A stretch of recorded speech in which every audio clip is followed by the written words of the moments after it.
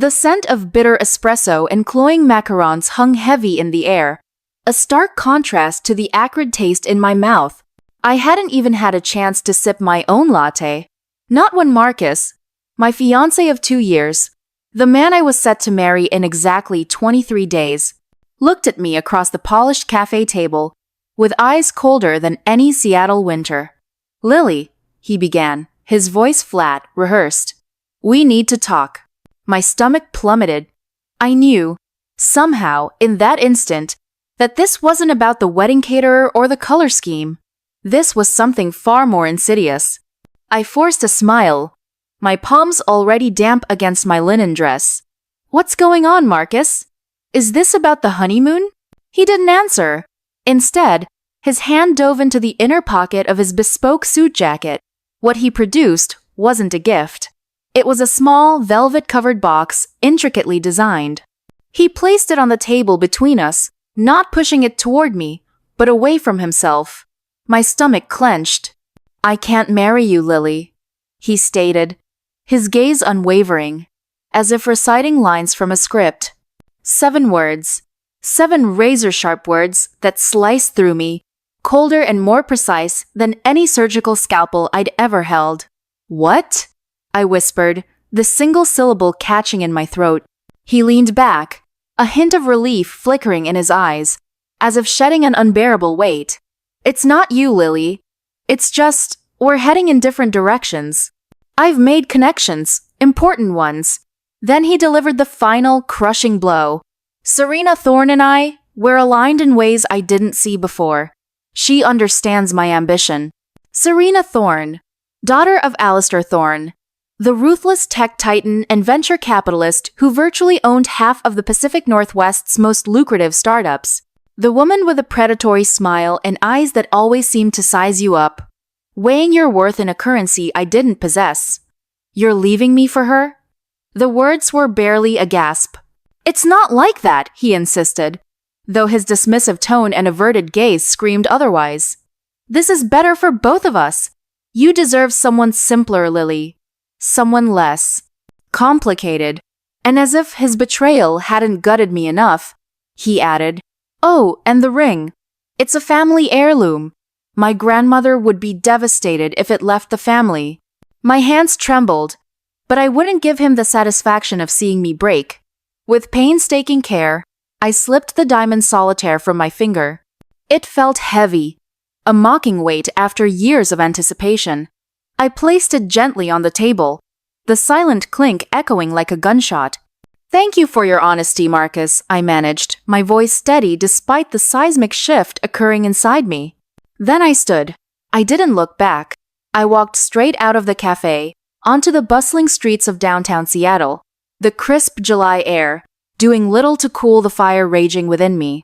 It wasn't until I turned the corner onto a quieter side street that the tears finally came. Hot, silent, and endless. I couldn't go back to the apartment we shared. Not to the half-packed boxes, the pristine white wedding dress hanging in the closet. But when I arrived, it was already done. My keys barely turned in the lock before I saw them. My belongings, neatly packed into labeled suitcases by the door.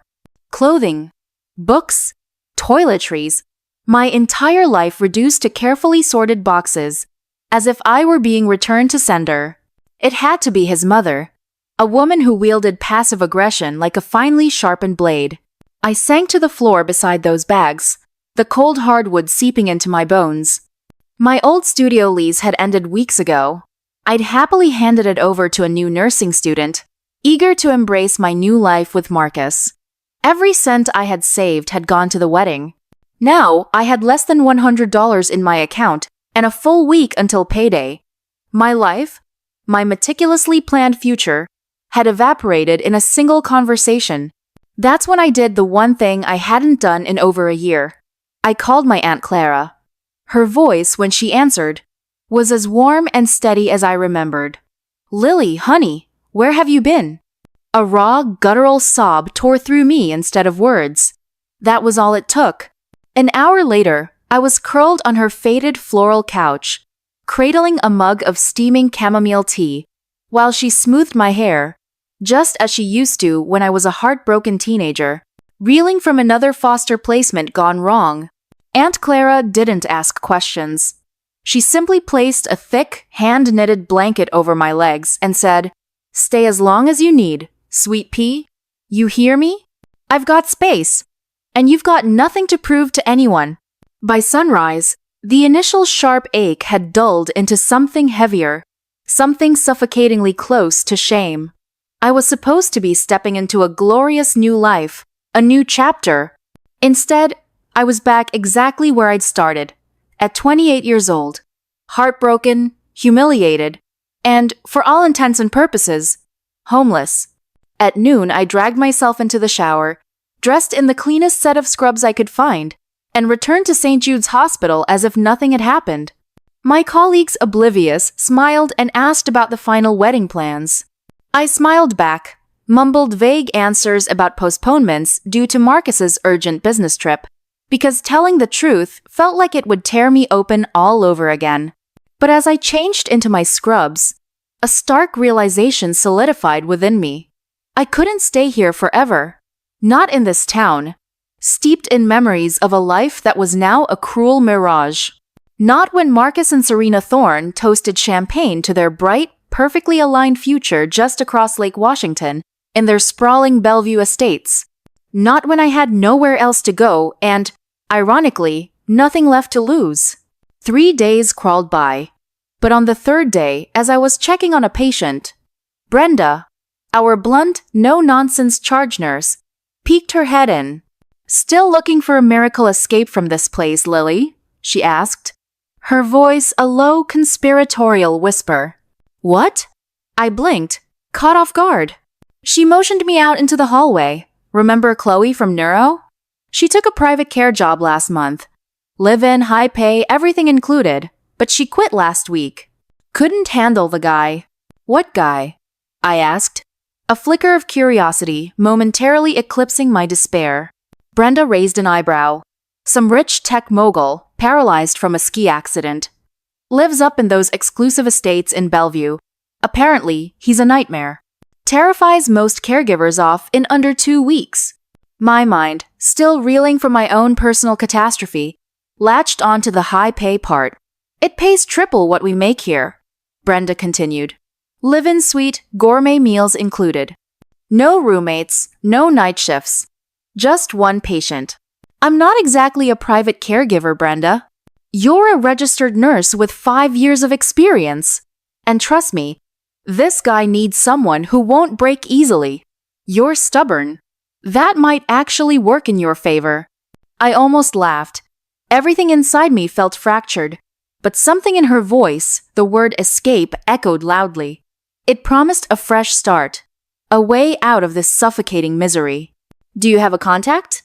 10 minutes later, she pressed a small, elegant card into my hand. "Miss Davies, estate manager." It took me until midnight to call. I stood in Aunt Clara's back alley, the cold Seattle air biting at my exposed skin, my phone shaking in my hand. Miss Davies picked up on the second ring. Her voice was crisp, formal, no nonsense. "Yes, this is Lily Jensen," I said, my voice surprisingly steady. "I was told there's a position available for a live-in nurse." A brief, chilling pause. Then, "Are you available for an interview tomorrow morning at 9 o'clock? Yes, I can be there. Bring your credentials and references. The address will be texted shortly. Do not be late." The line went dead. At 4:30 a.m., I boarded the earliest flight, connecting to a private car service that climbed the winding, tree-lined roads of Bellevue's most exclusive enclave. And then I saw it. The house. Not just a house, but a modern fortress, a sprawling edifice of glass, steel, and sharp angles, seemingly woven into the very cliffside. A long black, wrought iron gate swung open silently as my cab approached. And for a second, a primal urge screamed at me to tell the driver to turn around, to flee this place of overwhelming grandeur and unsettling silence. Too late. Miss Davies met me at the front door. She was a woman in her early 60s, thin as wire, her dark hair pulled into a severe, tight twist. She looked me up and down with the clinical precision of someone who had worked in either the military or high-stakes hospital administration. "You're early," she stated. "I didn't want to be late," I replied. "Good, follow me." The interview was swift, almost brutal. Miss Davies glanced over my resume, asked 4 pointed questions, didn't smile once, and finally declared, "The position is yours, Miss Jensen." The terms are simple: round-the-clock availability, 2 days off per month, no visitors. Medical knowledge is crucial. Discretion is non-negotiable. Your patient is a complicated man, Mr. Julian Vance. You will be living on the second floor, adjacent to his private suite. Meals and lodging are included. The salary is $12,000 per month, plus a performance bonus depending on his condition's progression. I tried not to react. $12,000 a month. It was more than triple what I made at the hospital. I didn't have a plan. I had nothing but an overstuffed duffel bag and a bleeding heart. But I said yes. Without a second of hesitation, Miss Davies slid a thick folder across the mahogany table. "This is your contract. Review it before tomorrow morning. Your patient is Mr. Julian Vance." The name meant nothing to me then. It would soon mean everything. The next morning, I stood outside his door, folder in hand, heart thudding a frantic rhythm against my ribs. Miss Davies stood beside me. "You're sure you want this, Miss Jensen?" "I signed the contract," I replied. "That's not what I asked." "Yes." She knocked twice, then opened the door without waiting for a response. The room was vast, impossibly large, with vaulted ceilings and floor-to-ceiling glass walls looking out over a dense stretch of ancient redwood trees. He was by the window in a sleek black motorized wheelchair, his back to us. "Mr. Vance," Miss Davies said crisply, "your new nurse has arrived, Lily Jensen." He didn't turn immediately, just sat there, his fingers slowly tapping the armrest of his chair. Then, finally, he pivoted, and my breath caught. He was young, impossibly so for someone in his condition. Mid-30s, at most. Tall, even-seated, with short dark hair, a sharp jawline, and eyes like cut glass. Intelligent, yet profoundly guarded. And yet, there was something else. Something deeply exhausted about him. He looked at me as if I were already disappointing him. "They sent me another one," he said, his voice low, biting, and laced with a profound cynicism. I opened my mouth to speak, but he cut me off. "What's the bet this time, Miss Davies? A week? 10 days?" Miss Davies didn't answer. She simply said, "I'll leave you two to get acquainted," and left, shutting the heavy door behind her, sealing me inside with this challenging enigma. Silence stretched between us. "I'm not here to place bets, Mr. Vance," I said finally, breaking the oppressive quiet. "I'm here to do my job." He rolled his chair a few feet closer, examining me with an unnerving intensity. "And what job do you think that is, Nurse Jensen?" "Medication administration, physical therapy support, monitoring vitals, supporting rehabilitation efforts." I rattled off, a professional veneer over my raw nerves. He snorted a sharp, humorless sound. "You forgot the best part, nurse. The part where you nod sympathetically while I fail to walk again. That's usually everyone's favorite part." I didn't flinch. "I'm not here to pity you, Mr. Vance." He tilted his head slightly, a flicker of something unreadable in his eyes. "Oh, that's new. Most of them crack by day 3. "Maybe I'll surprise you," I challenged, meeting his gaze. "Maybe," he said, though the slight smirk that curled at the edge of his mouth made it clear he didn't believe a word of it. We went through the rest of the day in stiff, uncomfortable silence. I administered his medications, reviewed his physical therapy plan, and took meticulous notes. Julian kept making barbed comments, testing me, but I refused to bite. That evening, as I prepped his room for the night, he spoke suddenly, his voice raspy in the dim light. "You're not what I expected." "Oh?" I looked up from arranging his bedside table. "You haven't asked about the accident." "I figured you'd tell me if you wanted to," I replied simply. "It was a ski trip," he said finally, his voice flat. "Solo.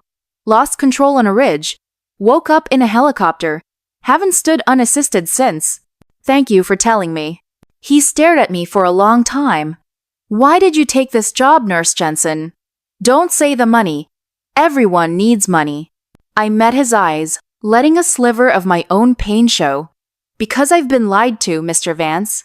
Because I know what it's like to be thrown away. My last words to Julian Vance. Because I've been lied to, Mr. Vance. Because I know what it's like to be thrown away, hung in the air, a fragile bridge between two strangers. He didn't push, didn't pry. He simply nodded and turned back to face the vast windows, leaving me with a chilling silence and the unsettling knowledge that he, too, carried a hidden burden. The first 2 weeks were a grueling test of endurance. Julian Vance was a nightmare. He refused most of his physical therapy, snapping at the therapists with a bitterness that seemed to emanate from his very bones. His mood swings were violent, unpredictable. He hated being touched, hated being helped, hated the constant, humiliating reminders of his helplessness. Just leave me alone, he'd snap when I tried to adjust his position. I don't need your pity, Nurse Jensen. But I wasn't there to pity him. I was there to work, and I was desperate. Every morning, I would steel myself before entering his suite. You are a professional, Lily. You are here to do your job. I administered his medications on a precise schedule, monitored his vitals, and found ways to encourage his physical therapy without badgering. I became a master of his routines, anticipating his needs. When the pain became too intense, I would be there with the exact dosage, a glass of water, and a quiet presence. I was simply, stubbornly, his nurse. And slowly, infinitesimally, the fortress around him began to show cracks. One particularly stormy evening, the rain lashing against the panoramic windows, a fierce tremor seized him. His face contorted in pain, his breath coming in shallow gasps. I rushed to his side, checking his vitals, noting the sudden drop in blood pressure. His eyes, usually so cold and guarded, were wide with fear, a raw, primal terror that momentarily stripped away his carefully constructed defenses. It's just a spasm, I said, my voice calm, unwavering, as I prepared a stronger painkiller. It'll pass. Breathe with me, Mr. Vance. Deep breaths. I gently guided his hand to his chest. He didn't pull away. He gripped my hand, his fingers surprisingly strong. It feels like it's happening again, he whispered, his voice choked with emotion. What feels like it's happening again? I asked, soft but insistent. He shuddered, closing his eyes. The accident, the cold, the falling. I waited until the spasm subsided, until the medication began to take effect. Only then did I gently disentangle my hand. Tell me about it, I said, my voice barely above a whisper. The ski trip. You said it was solo. Lost control on a ridge. What else? He was silent for a long time. It was late season, he began, his voice low, rough. April. Most people had left the slopes. I was feeling invincible. My company, Nexus Dynamics, had just closed a huge deal. Decided I deserved a break. Solitude. He paused, a grim smile touching his lips. Hubris, I suppose. You were alone, I prompted gently. Completely. High up, on a black diamond run. The snow was icy in patches. I knew it, but I thought I could handle it. He took a shaky breath. Then, out of nowhere, a blind spot. A patch of ice I didn't see. My ski caught. I went over the edge. It was a steep drop, rocks below. I remember thinking, this is it. The impact. Everything went black. And then the helicopter? Yes. Woke up in it. They said a patrol found me. Unconscious. Hypothermic. Broken spine. His voice trailed off. They said I was lucky to be alive. You were, I agreed, genuinely. Lucky, he scoffed. Lucky to be paralyzed? Lucky to be a prisoner in my own body? Lucky to watch everything I built crumble because I can't even tie my own shoes. Your company hasn't crumbled, Mr. Vance, I countered, surprising myself with the sharpness of my tone. Nexus Dynamics is still a global leader. He looked at me, a flash of resentment in his eyes. You've been researching me, Nurse Jensen? It's part of my job to understand my patient's background, I lied smoothly. In truth, Brenda had mentioned Julian Vance was a tech mogul, and curiosity, along with the sheer amount of free time I had led me to Google him. Julian Vance, the visionary founder of Nexus Dynamics, a company that had revolutionized AI and data analytics. His face, vibrant and full of life, had stared back at me from countless magazine covers. It made his current state even more tragic. He didn't press the point. Nexus Dynamics is still running because my board brought in a temporary CEO, he said, his voice laced with disdain. Marcus Thorne, Serena Thorne's older brother. My blood ran cold. The name hit me like a physical blow. Marcus Thorne, Serena's brother. The same Marcus who had jilted me for Serena, whose family was steeped in the very industry Julian had dominated. The coincidence was too jarring, too immediate. My personal betrayal suddenly intertwined with Julian's catastrophic accident. Thorne?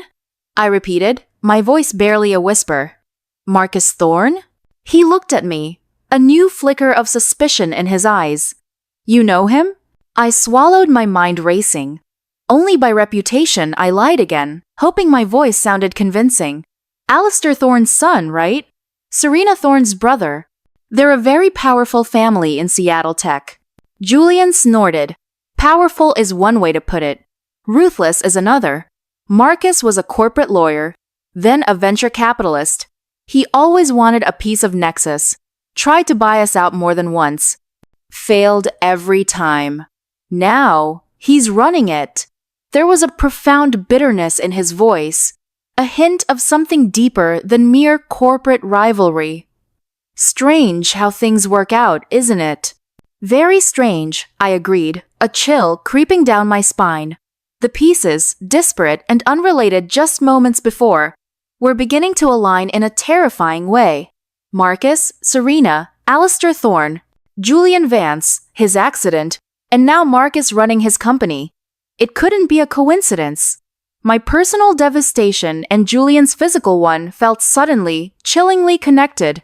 Over the next few days, Julian's barbed comments slowly gave way to a grudging acceptance, and even occasionally a flicker of curiosity. He would ask about my previous work at St. Jude's, about life outside his mansion walls. I found myself, cautiously, opening up, sharing anecdotes about the bustling, chaotic reality of a public hospital. I also began to observe things. Little things.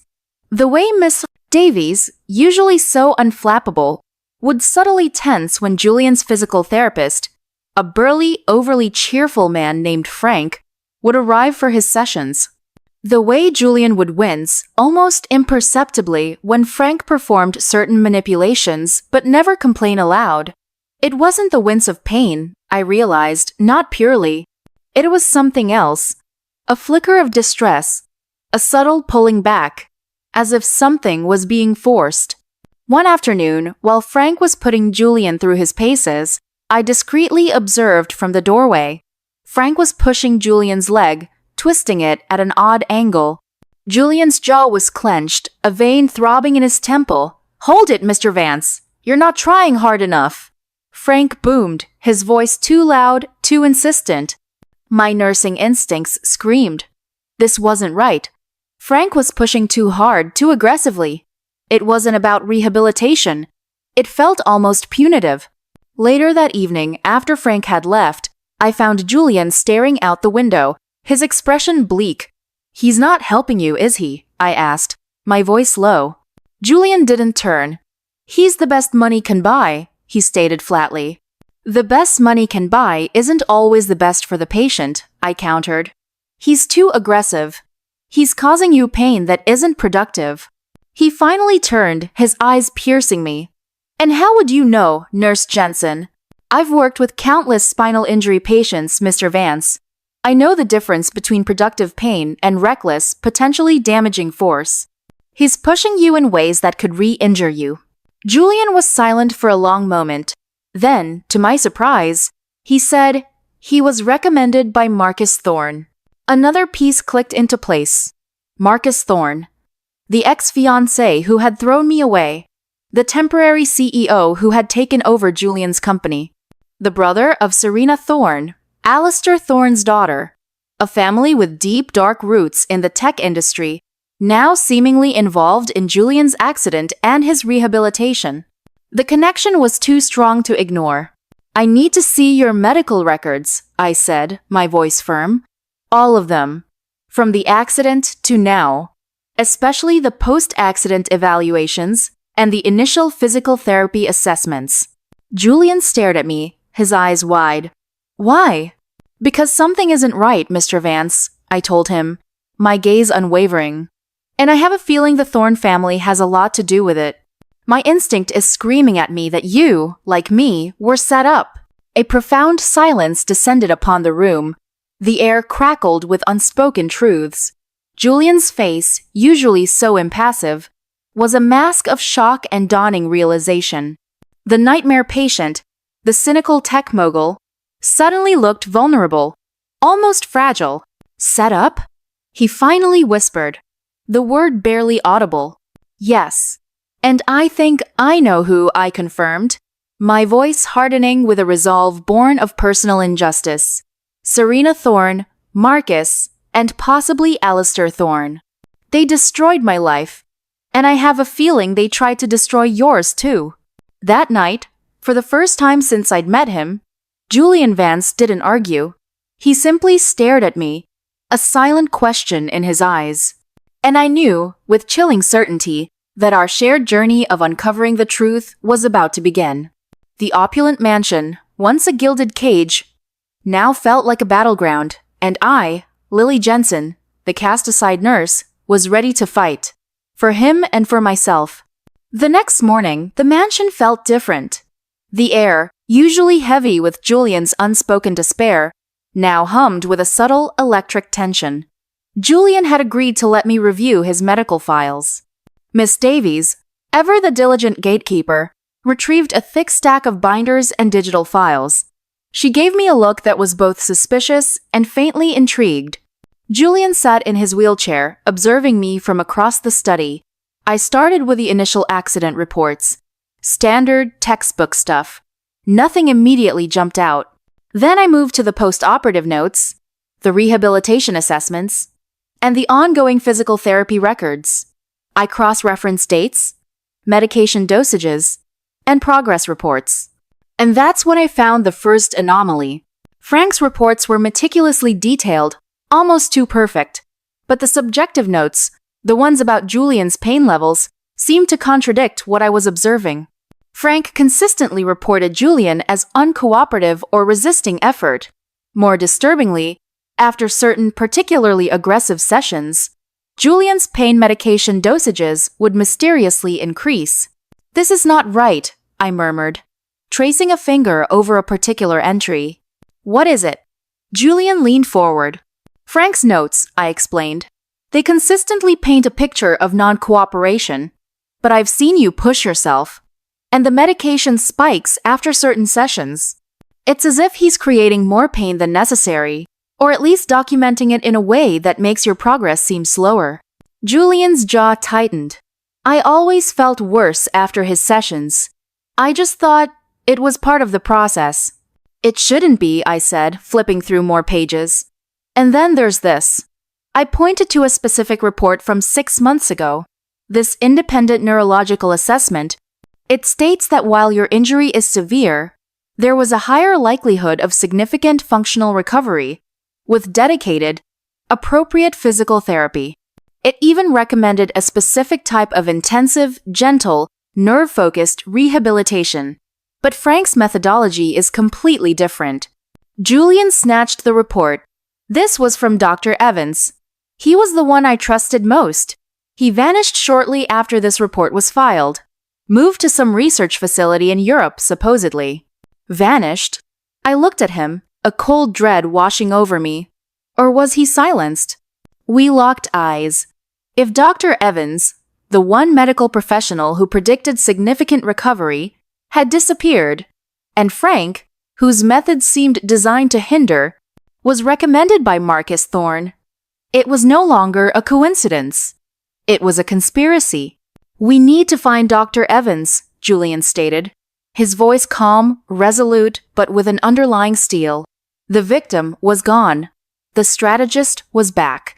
Over the next few days, our routine shifted. My duties as a nurse remained paramount, but every spare moment was dedicated to investigation. Julian, with his razor-sharp intellect and vast network, became my partner.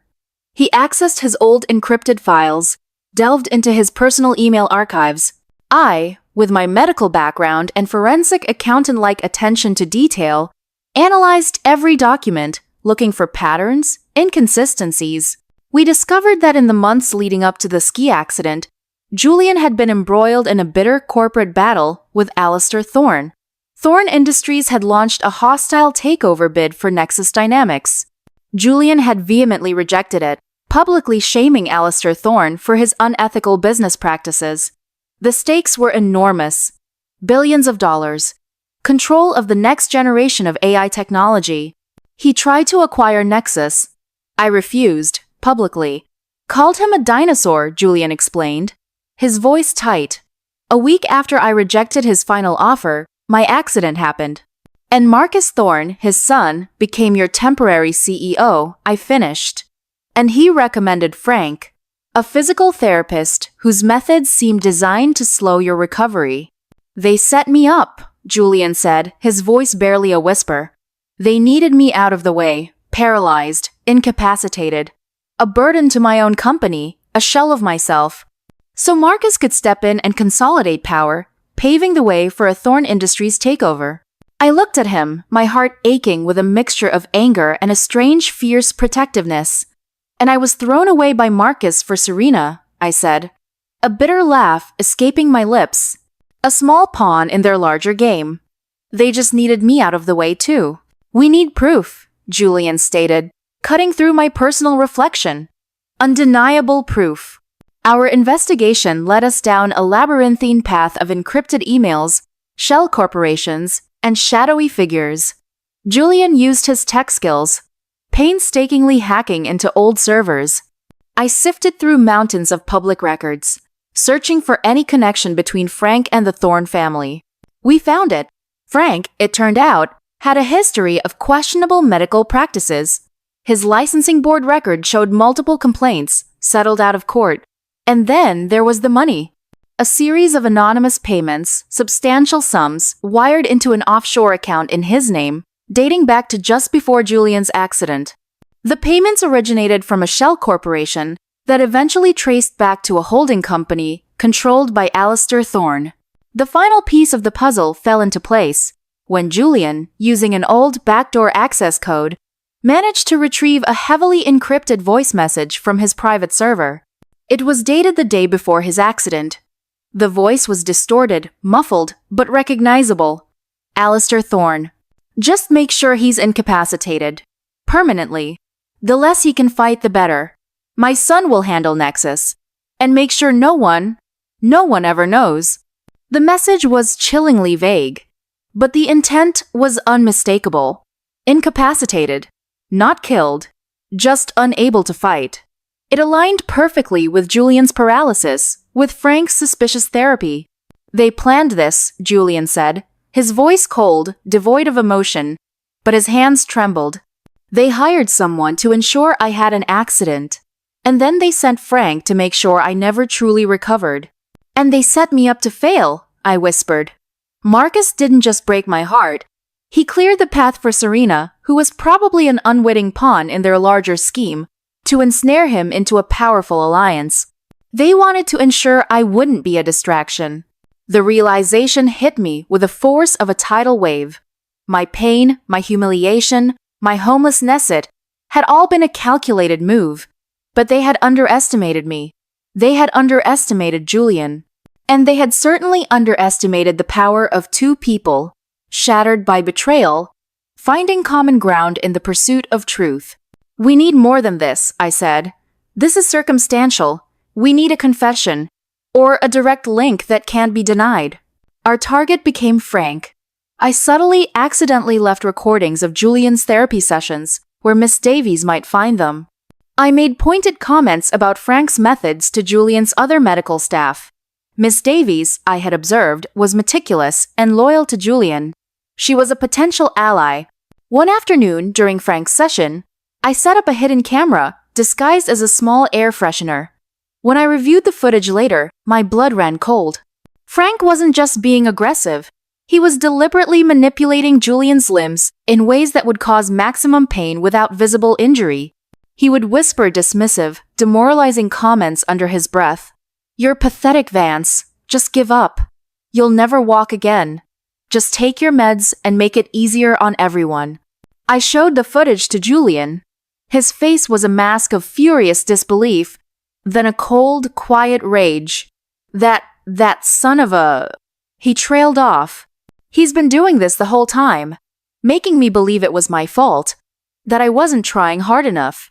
"He was paid to, Julian," I said, using his first name without conscious thought. "He was paid to break you." We had our direct link. The recorded evidence of Frank's malpractice, combined with the financial transactions and the voice message, was enough to present to the authorities. But we needed to be smart. The Thorns had immense power.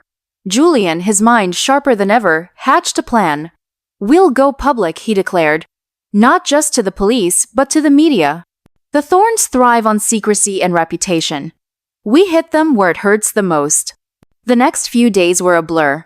Julian contacted trusted investigative journalists. I compiled a comprehensive medical report. Miss Davies, when presented with the evidence, was horrified. She became our unexpected, invaluable ally. The exposé hit like a thunderclap. The headline screamed, "Tech Titan Julian Vance's paralysis." Was it a plot? Nurse uncovers shocking truth. The story revealed the corporate takeover bid, the suspicious timing of the accident, Frank's alleged malpractice, and the chilling encrypted voice message. It mentioned the Thorn family by name. The city, indeed the entire tech world, reeled. Frank was immediately arrested. The Thorn family issued furious denials, but the public outrage was a force they couldn't control. Julian Vance became a symbol of corporate ruthlessness and personal resilience. In the midst of the chaos, Marcus Thorn reached out, leaving frantic voicemails. I didn't answer. Serena Thorn was furious at Marcus for using her. The Thorn family, once a united front, began to unravel from within.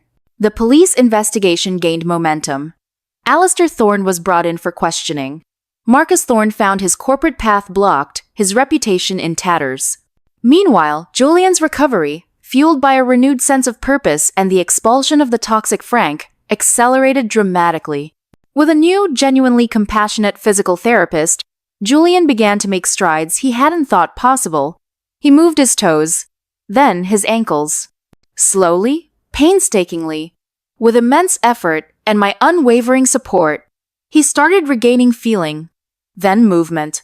One day, I walked into his suite and found him standing by the window, supported by parallel bars, a triumphant smile on his face. "Lily," he said, his voice thick with emotion. "I did it." I stood.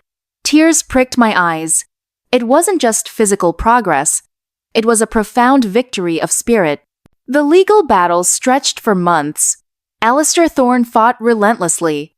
But Julian, now fully engaged, was a formidable opponent. His public testimony was calm, articulate, devastating. The media became engrossed in the story of his improbable recovery. Marcus Thorn was eventually implicated in the conspiracy. He lost his position at Nexus Dynamics and faced civil lawsuits. Serena Thorn distanced herself completely from her father and brother.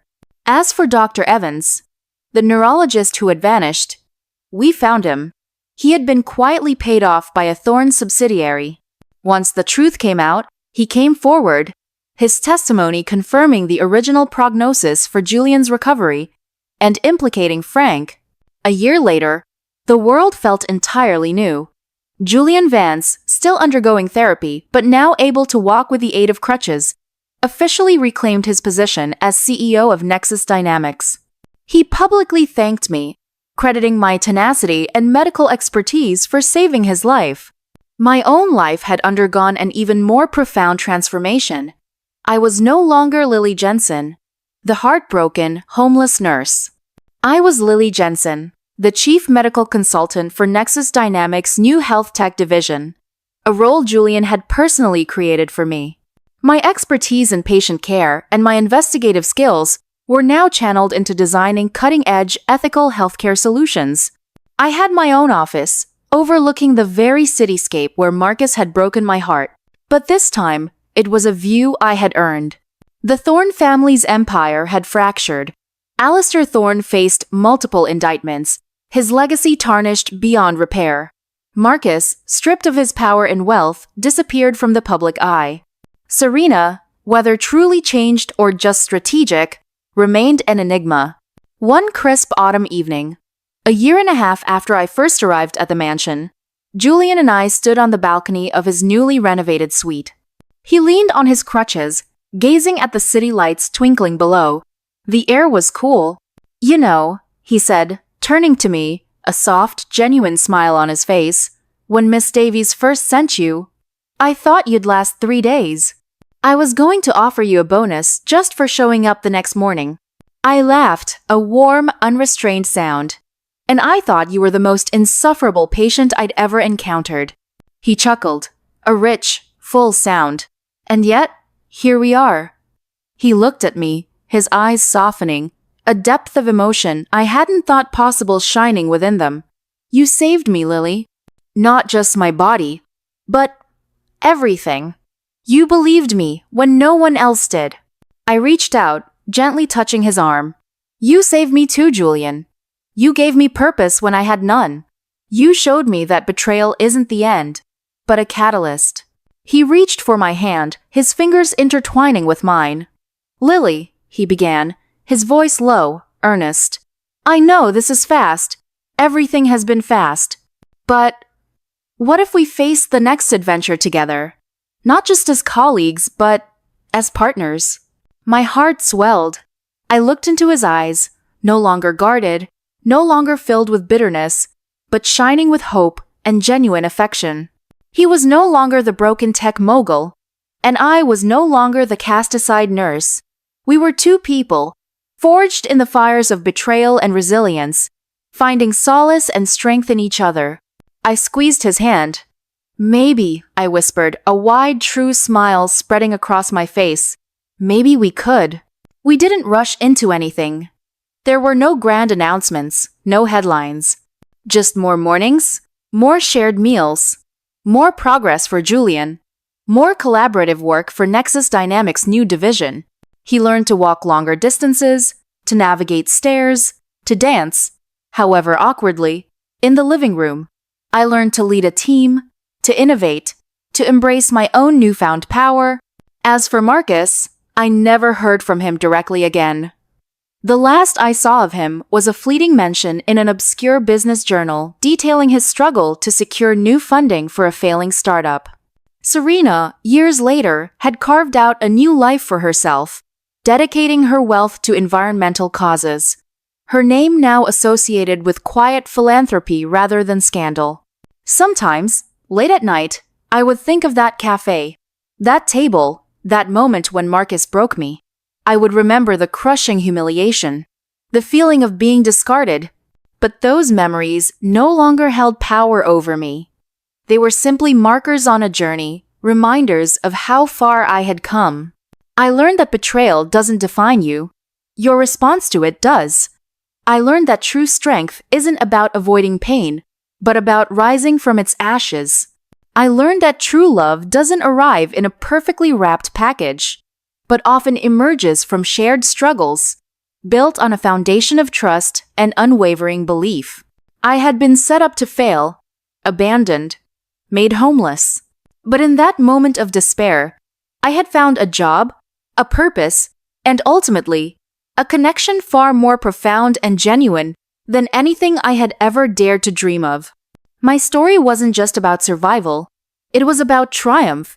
about turning the sharp edges of betrayal into the foundation of an extraordinary, authentic life. And for that, I would forever be grateful.